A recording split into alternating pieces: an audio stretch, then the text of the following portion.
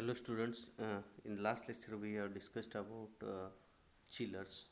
In chillers we have discussed about dry expansion type chillers or direct chillers and fluided type chillers. Now in this lecture we are going to discuss about the other components used in the refrigeration system. The other components are dryer or strainer, solenoid valve,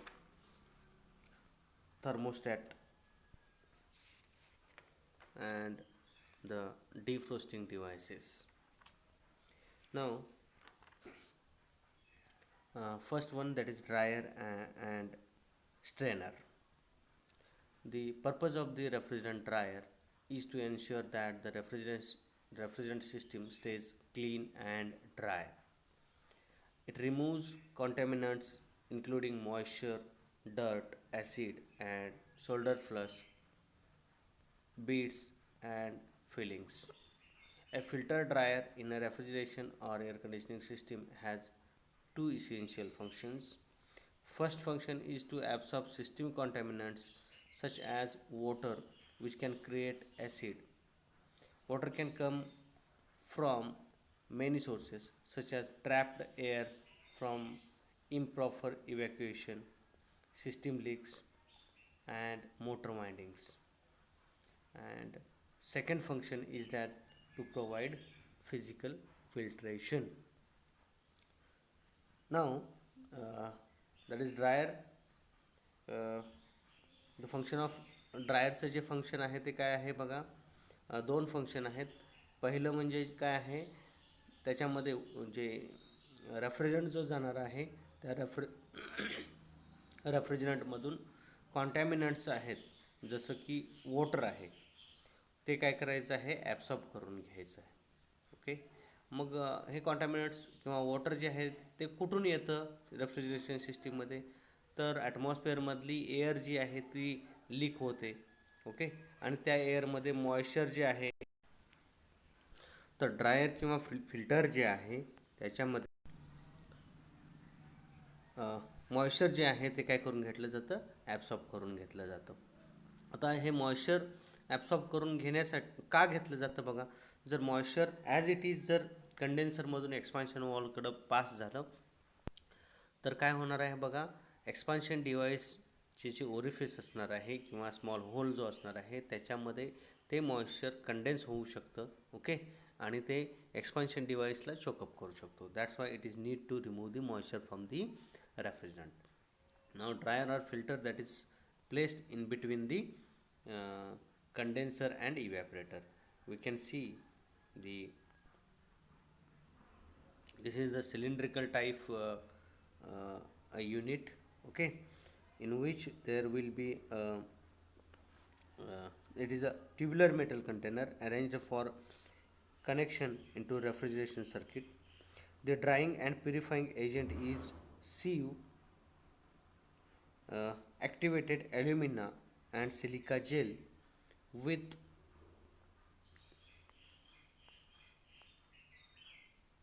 an addition of cup shape inlet screen जी असेल cup shape inlet screen असेल आणि याच्यामध्ये moisture जे आहे ते काय करून घेतलं जाईल, ॲब्सॉर्ब करून घेतलं जाईल. याच्यामध्ये सिलिका जेल किंवा ॲल्युमिना असणार आहे. ॲल्युमिना आणि सिलिका जेल हे जे केमिकल्स आहेत याला हे काय आहेत, मॉइश्चरला काय करून घेतात, ॲब्सॉर्ब करून घेतात. तर याच्यामध्ये जी स्क्रीन असेल त्याच्यामधून मॉइश्चर जे आहे ते रिमूव्ह केलं जाईल, ॲब्सॉर्ब करून घेतलं जाईल आणि फक्त रेफ्रिजरंट जो आहे तो इव्हॅपरेटरला काय केला जाईल, पास केला जाईल. ड्यू टू द वेरिंग पोर sizes they can co-adsorb the much larger refrigerant, lubricant and organic acid molecules, eliminating the surface area available to adsorb water. Silica gel जे आहे ते नॉन क्रिस्टलाइन मटेरियल आहे with a molecular structure formed by bundles of polymerized silica. Gel type desiccants are indicative of weaker bond formed between water and the desiccant. Silica gel is the old type of desiccant and is not widely used in today's filter or dryers. This is the first function of the dryer, to absorb the water molecules, and second function of filter and dryer is to provide physical filtration. म्हणजे काही कॉन्टॅमिनेट जर असतील, particles जर असतील तर ते remove करायचे. That is the second function of the dryer. आपण या टाईपचा ड्रायर फिल्टर जो आहे तो आपलं जे वेपर कॉम्प्रेशन रेफ्रिजरेशन डिस्ट्रिक्ट आहे लॅबमधलं, त्या लॅबमध्ये या टाईपचा ड्रायर फिल्टर पाहिलेला आहे. नेक्स्ट जे कॉम्पोनंट आहे that is solenoid wall. Now in many refrigeration system, the system is kept off when temperature in the evaporator increases or decreases below the required temperature and restored again when the required temperature is attained in the evaporator. This control is done by using solenoid valve. This valve controls the flow of the refrigerant to the evaporator or stops the flow. This valve is placed in the liquid line between condenser and evaporator. Now we can see the solenoid valve in the diagram मध्ये दिलेला आहे. तर solenoid valveचं function काय आहे बघा. या प्रकारे solenoid valve जो आहे तो असतो. ओके, आणि त्याचं सर्किट डायग्राम जी आहे ती या टाईपची असते. तर सोलेनॉइड व्हॉल्वचं फंक्शन काय असतं. सोलेनॉइड व्हॉल्वचं फंक्शन हे असतं की रिक्वायर्ड ज्यावेळी असेल त्यावेळी, म्हणजे जसं आपण बघतो आपल्याकडं आयर्न म्हणजे इस्त्री असते. ओके, ॲटोमॅटिक इस्त्री म्हणतो आपण त्याला.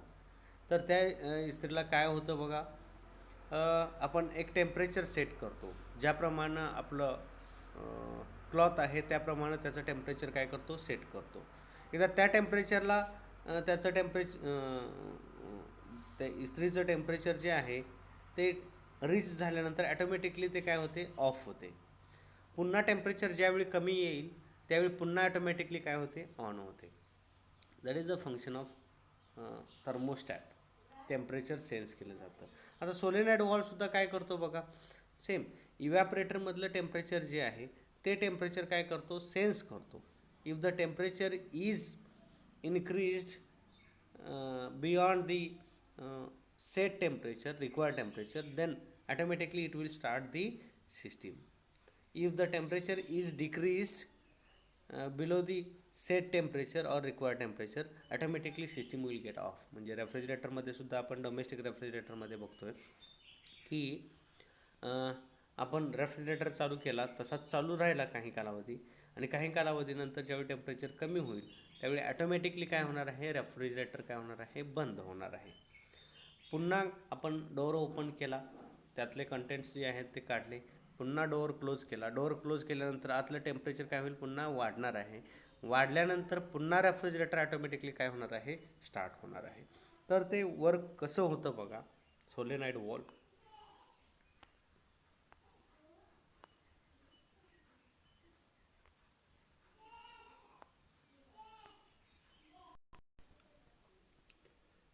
तर याच्यामध्ये सोलेनॉइड व्हॉल्व जो आहे तो ऑपरेट होत असताना या ठिकाणी हा जो आहे तो प्लंजर आहे.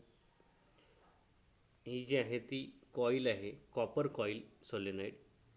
ओके, ही बॅटरी आहे, या ठिकाणी पॉवर सप्लाय दिलेला आहे.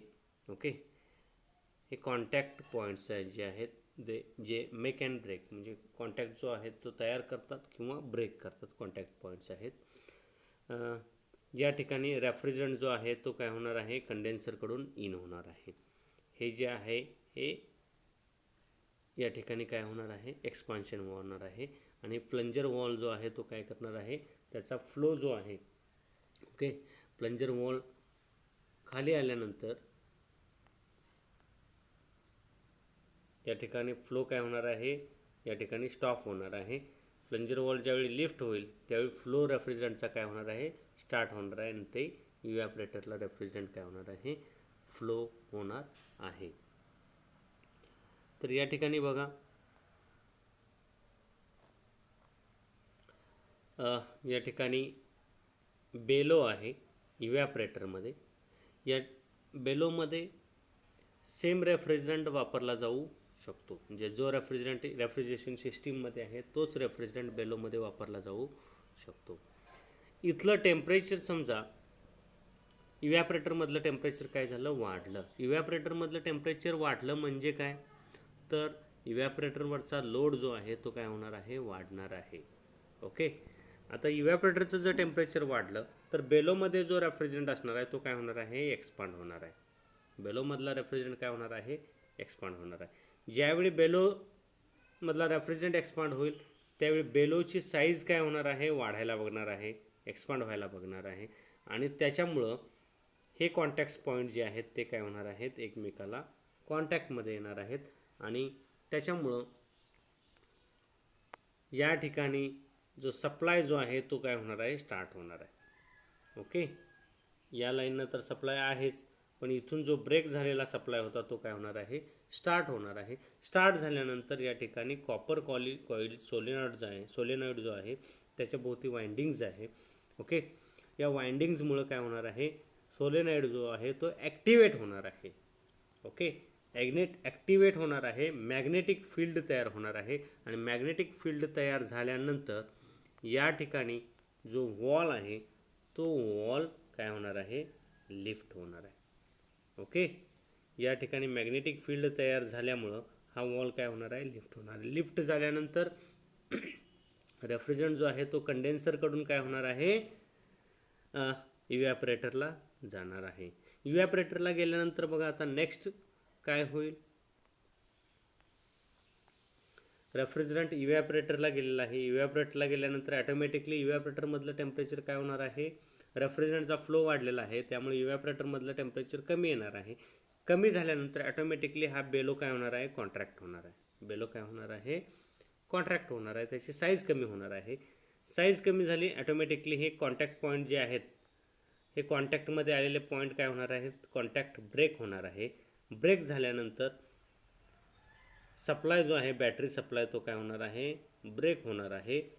बॅटरी सप्लाय बंद झाल्यानंतर हे कॉपर कॉईल जी एनर्जाइज झाली होती ती काय होणार आहे, एनर्जाइज होणार आहे. एनर्जाइज झाल्यानंतर ॲटोमॅटिकली हा प्लंजर काय होणार आहे, आयर्न प्लंजर असेल तो प्लंजर ॲटोमॅटिकली काय होणार आहे, खाली येणार आहे. आणि that will close the flow of the refrigerant coming from the condenser. तर इथून जाणारा जो फ्लो आहे तो काय करेल, तो सोलेनॉइड वॉल जो आहे, वॉल प्लंजर जो आहे तो काय करेल, क्लोज करेल.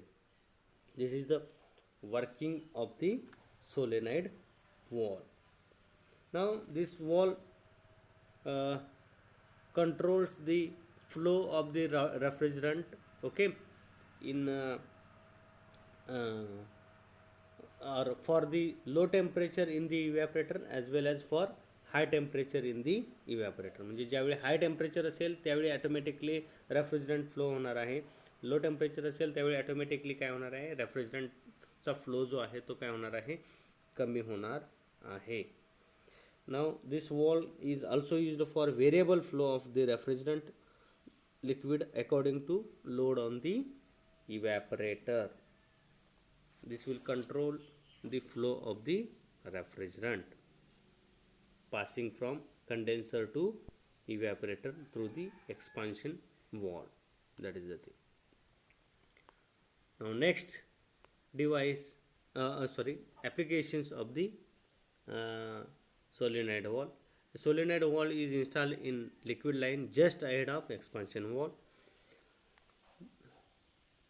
To expansion valve च्या लगेचच ते काय केलेलं असतं, अटॅच केलेलं असतं, इन्स्टॉल केलेलं असतं. To provide flow of the refrigerant liquid from evaporator when compressor is not working. आता कॉम्प्रेसर वर्किंगमध्ये नसेल त्यावेळी सोलेनॉइड वॉल जो आहे तो काय करेल, फ्लो कंट्रोल करेल. To provide individual temperature control in each refrigerated space of multi evaporator system. Multi evaporator system जर असेल तर प्रत्येक इव्हॅपरेटरमध्ये टेम्परेचर कंट्रोल करायसाठी त्या ठिकाणी फ्लो जो आहे ते कोण कंट्रोल करेल, तर सोलेनॉइड वॉल काय करू शकतो, कंट्रोल करू शकतो. It is frequently use to control flow of condensing water in condenser. कंडेन्सरमधलं कंडेन्सिंग वॉटर जे आहे त्याचं फ्लो कंट्रोल करायसाठी हे यूज केलं जातं. And solenoid valve is widely used in refrigerants like water brine lines with some expansion wall. These are the applications of solenoid wall. Now next device, that is thermostatic switch. Thermostatic switch. Now thermostat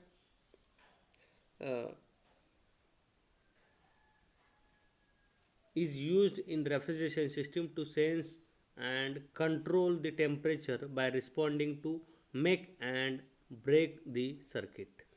Thermostat makes or breaks the electrical contact of compressor to maintain the set temperature. Generally, two types of thermostat are used in refrigeration and air conditioning system. First one, that is bimetallic thermostat, and second one, that is thermal bulb thermostat. आता आपण thermostat कुठं बघितलेला आहे बघा, आपला water cooler जो आहे त्या ठिकाणी थर्मोस्टॅट असतो. डोमेस्टिक रेफ्रिजरेटरला सुद्धा थर्मोस्टॅट असतो. तर थर्मोस्टॅट काय करतो, रेफ्रिजरेशन सिस्टीममधलं टेम्परेचर जे आहे ते टेम्परेचर काय करतो, सेन्स करतो. टेम्परेचर सेन्स केल्यानंतर तो ॲटोमॅटिकली काय करतो, फीडबॅक देतो, सिग्नल देतो, आणि त्या सिग्नलप्रमाणे कॉम्प्रेसर जो आहे तो काय होणार आहे, ऑन ऑफ होणार आहे. ओके. तर हे थर्मोस्टॅट जे आहे ते थर्मोस्टॅट दोन टाईपचे आहे. एक आहे बायोमेटॅलिक थर्मोस्टॅट आणि दुसरं जे आहे ते थर्मल बल्ब थर्मोस्टॅट. या ठिकाणी थर्मोस्टॅटची डायग्राम जी आहे किंवा ॲक्च्युअल कसं व्हिज्युअलायझेशन होतं ते या ठिकाणी आपल्याला दाखवलेलं आहे. This is thermostat. ओके. नाव first one, that is bimetallic thermostat. Now in bimetallic thermostat we can see there are two metal strips. या ठिकाणी काय आहे, दोन मेटल स्ट्रीप आहेत बघा. या ठिकाणी वरची जी ब्ल्यूमध्ये दिसते ती पहिली मेटल स्ट्रीप आहे आणि ही खालची जी आहे ही दुसरी मेटल स्ट्रीप आहे. ही वरची जी आहे ती पहिली मेटल स्ट्रीप आहे. आपण वरती बघू शकतो पहिली मेटल स्ट्रीप, आणि खालची जी आहे ही दुसरी कलर्ड मेटल स्ट्रीप आहे. ओके.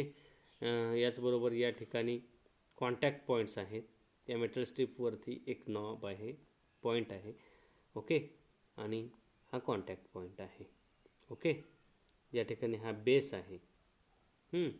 इलेक्ट्रिकलचा वायर जी आहे ती इकडून आलेली आहे आणि इकडून गेलेली आहे, आणि याच्यामध्ये हा जो आहे हा काय आहे, बायोमेटॅलिक थर्मोस्टॅट आहे. आता हा वर्क कसा करतो बघा.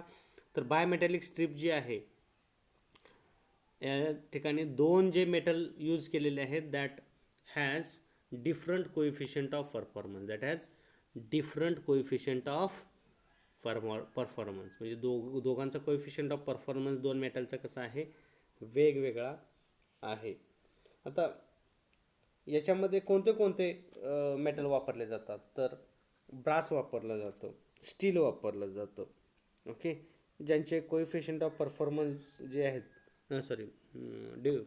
कोइफिशियंट ऑफ एक्सपान्शन जे आहेत ते कसे आहेत, वेगवेगळे आहेत. आता हे एक्सपान्शन आणि कॉन्ट्रॅक्शन होणार आहे. ओके. त्यावेळी हा ॲटोमॅटिकली काय होणार आहे, एकतर असा बेंड होणार आहे किंवा असा बेंड होणार आहे. बघा, एकतर असा बेंड होईल, असा बेंड होईल, किंवा तो स्टेशनरी राहील. स्टेशनरी कधी राहील, ज्यावेळी कॉन्स्टंट टेम्परेचर असेल त्यावेळी. ओके.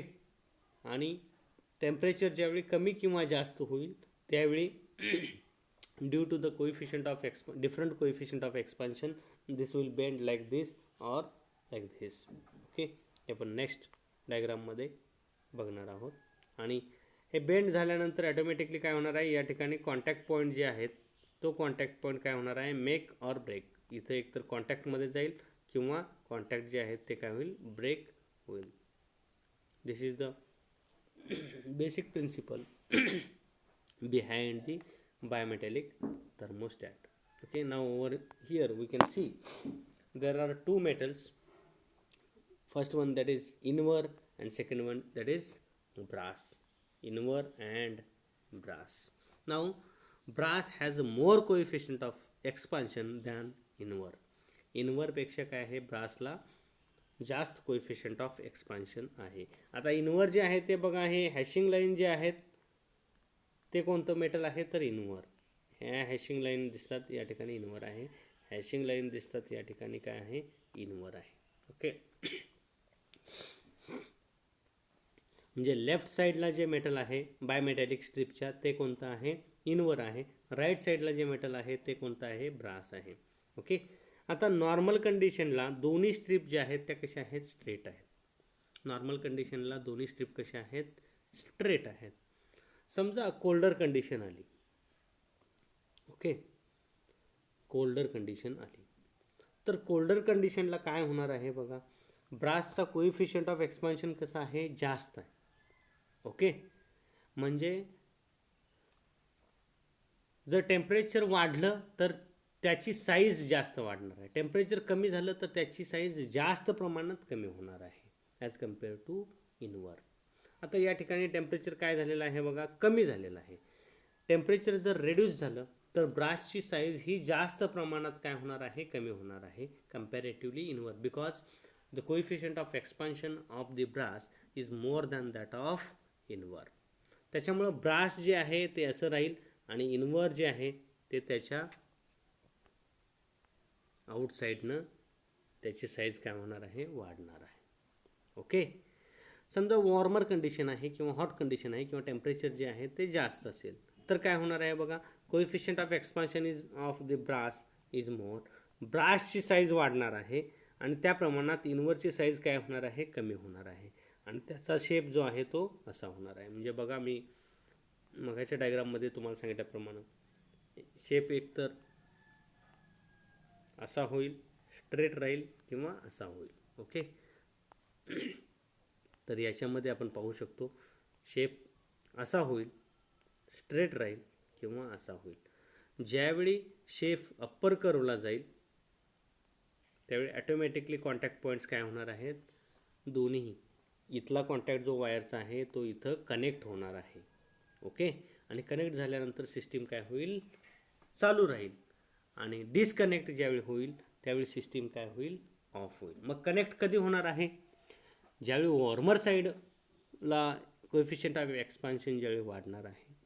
ओके, म्हणजे टेम्परेचर इव्हॅपरेटरमधलं ज्यावेळी जास्त होणार आहे त्यावेळी ॲटोमॅटिकली हे बायोमेटॅलिक स्ट्रीप जी आहे ती काय होणार आहे अशी बेंड होईल आणि या ठिकाणी कॉन्टॅक्ट होईल आणि त्याच्यामुळं काय होणार आहे वॉर्मर साईडने ज्यावेळी टेम्परेचर इव्हॅपरेटरमधलं कमी येणार आहे, ओके, सेट लेवलपेक्षा किंवा रिक्वायरमेंटपेक्षा कमी असणार आहे त्यावेळी कॉन्टॅक्ट पॉईंट्स काय होणार आहेत चालू होणार आहेत आणि यावेळी कॉम्प्रेसर जो आहे त्याला सिग्नल दिला जाईल. ओके, आणि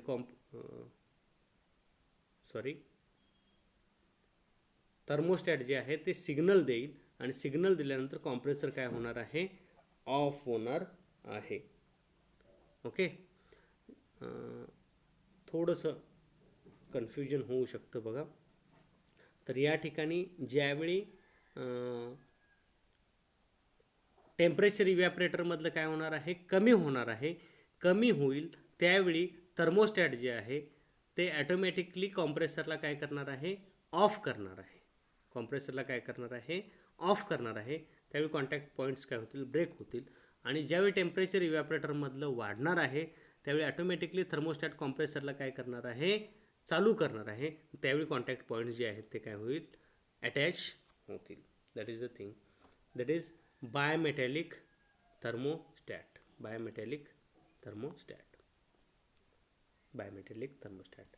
next that is thermal bulb thermostat. Thermal bulb thermostat. तर या ठिकाणी बघा आपल्याला दिसतंय या ठिकाणी हा ॲडजस्टिंग नॉब आहे, या ठिकाणी बेलो आहे, थर्मल बल्ब आहे आणि कॅपिलरी ट्यूब आहे.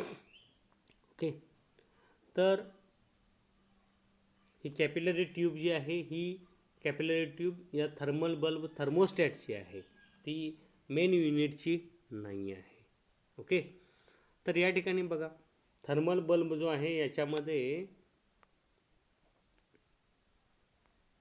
जो सिस्टीममध्ये रेफ्रिजरंट यूज केलेला असतो तो किंवा त्याच्यापेक्षा जास्त सेन्सिटिव्ह रेफ्रिजरंट यूज केला जातो. ओके, तर हा थर्मल बल्ब जो आहे तो इव्हॅपरेटरच्या एक्झिटच्या लाईनमध्ये काय केलेला असतो, अटॅच केलेला असतो. एक्झिट इव्हॅपरेटरची जी एक्झिट लाईन असणार आहे त्याला तो काय केलेला असेल, अटॅच केलेला असेल. आता इव्हॅपरेटरच्या एक्झिट लाईनचं टेम्परेचर समजा जर कमी झालं, ओके, तर या बल्बमधल्या रेफ्रिजरंटचा काय होणार आहे, कॉन्ट्रॅक्शन होणार आहे. कॉन्ट्रॅक्शन झाल्यानंतर हा जो बेलो असणार आहे हा काय होणार आहे, कॉन्ट्रॅक्ट होणार आहे. त्यावेळी ही स्ट्रिप जी आहे ती अप्पर साईडला काय होईल, मूव्ह होईल आणि इथं कॉन्टॅक्ट पॉईंट काय होणार आहे, ब्रेक होणार आहे. कॉन्टॅक्ट पॉईंट काय होणार आहे, ब्रेक होणार आहे. नेक्स्ट कंडिशन बघा, समजा या ठिकाणी थर्मल बल्ब जो आहे हा इव्हॅपरेटरच्या एक्झिट लाईनमध्ये असणार आहे. इव्हॅपरेटरचं टेम्परेचर समजा जर हाय असेल, हाय टेम्परेचर मी रेड पॉईंटने इंडिकेट करतो, टेम्परेचर समजा जर हाय असेल तर इथला जो रेफ्रिजरंट असणार आहे त्या रेफ्रिजरंटचं टेम्परेचर जे आहे ते काय होणार आहे, वाढणार आहे. वाढल्यानंतर काय होणार आहे, एक्सपान्शन होणार आहे. एक्सपान्शन झाल्यानंतर इथून रेफ्रिजरंट काय होईल, याच्यात एक्सपांड होईल आणि हा बेलो जो आहे तो काय होणार आहे, एक्सपांड होणार आहे. एक्सपांड झाल्यानंतर ॲटोमॅटिकली इथं कॉन्टॅक्ट पॉईंट्स काय होणार आहेत, अटॅच होणार आहेत. कॉन्टॅक्ट पॉईंट काय होणार आहेत, अटॅच होणार आहेत. हे कॉन्टॅक्ट पॉईंट्स अटॅच झाले की अटॅच झाल्यानंतर ॲटोमॅटिकली काय होणार आहे, सिग्नल जाणार आहे. कॉम्प्रेसर जो आहे तो काय होणार आहे, स्टार्ट होणार आहे. This is thermal bulb thermostat which will start or put off the compressor according to the requirement of the evaporator. This is thermal bulb thermostat. Now next, that is defrosting devices. तर डिफ्रोस्टिंग devices और heater. आता डिफ्रोस्टिंग devices म्हणजे काय, तर या ठिकाणी रेफ्रिजरेटरमध्ये ज्यावेळी frosting होणार आहे म्हणजे इव्हॅपरेटरच्या इनर साईडला किंवा इव्हॅपरेटरच्या ज्या कॉइल्स असतील त्याच्यावरती आईसची लेअर फॉर्म होणार आहे. तर ती लेअर जी आहे ती काय व्हायला हवी, मेल्ट व्हायला हवी. याच्यासाठी डिफ्रोस्ट हीटर जे आहेत ते काय केलेले असतात किंवा डिफ्रोस्ट डिव्हायसेस जे आहेत ते काय केलेले असतात, यूज केलेले असतात.